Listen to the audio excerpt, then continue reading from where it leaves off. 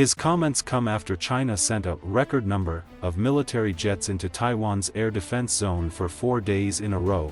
In a public show of force, Taiwan considers itself a sovereign state, but China views the island as a breakaway province. Beijing has not ruled out the possible use of force to achieve unification.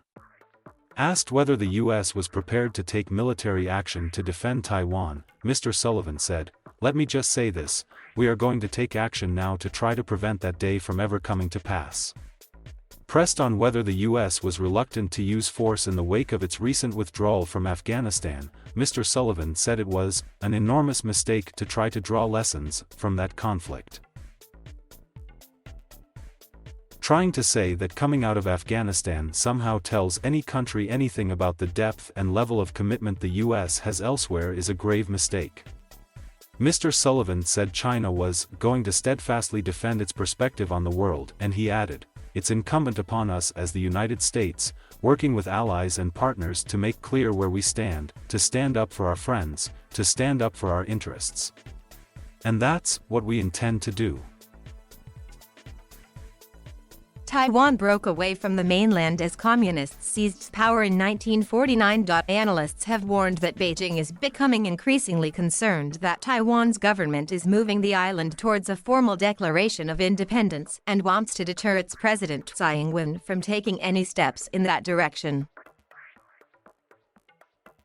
However, U.S. President Joe Biden said his Chinese counterpart Xi Jinping had agreed to abide by the Taiwan Agreement. Mr. Biden appeared to be referring to Washington's long-standing One China policy, under which it recognizes China rather than Taiwan. He said Moscow had in the past used energy as a tool of coercion and a political weapon, but any attempt to use the situation to its advantage would backfire on Russia.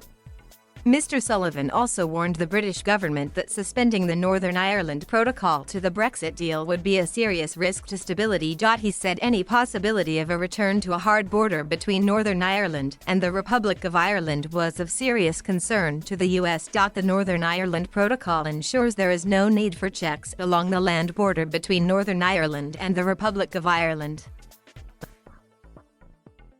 During Brexit negotiations, all sides agreed that protecting the 1998 Northern Ireland peace deal was an absolute priority.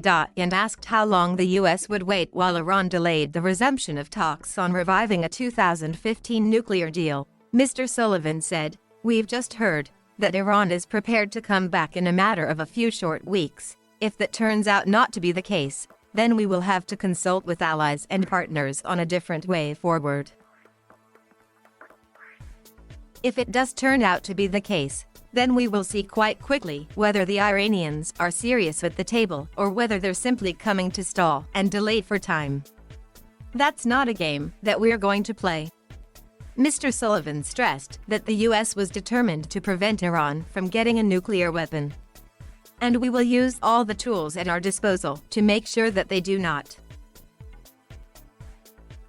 In 2015, Iran reached a deal with 6 powers, the US, UK, France, China, Russia, and Germany, that sought Iran limit its nuclear activities in return for sanctions relief. But the US abandoned the agreement in 2018, raising fears that the deal would collapse completely.